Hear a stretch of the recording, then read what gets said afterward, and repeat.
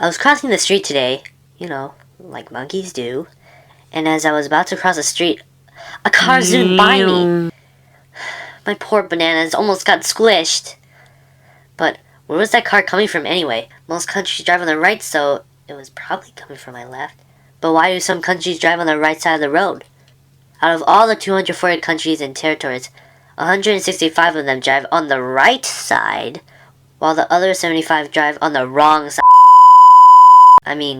Drive on the left side.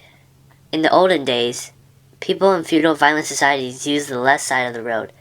Since most people were right-handed, traveling on the left wouldn't let people use their right hand to fend off people. In the late 1700s, there was the newest and coolest transportation device, the wagon. It was pretty good for its time, okay? They weren't too popular, so they could drive on whichever side of the road they wanted to.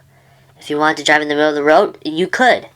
Since wagons didn't have a driver's seat, they could sit wherever they wanted. Top, bottom, middle, side, maybe on the ground. But sitting on the left side made it easier to look out for incoming obstacles, and left their right hand to more easily control their horses.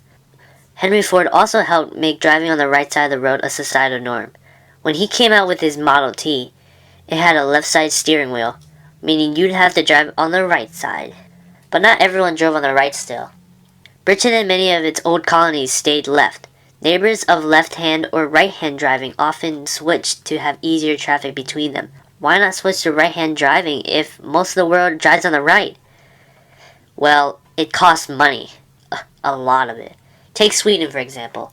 In 1967, they spent 628.3 million kronor switching to one side of the road. That's a lot of money. Hey, as long as it works, why spend all that money? Comment below your questions and I'll answer them in the next videos.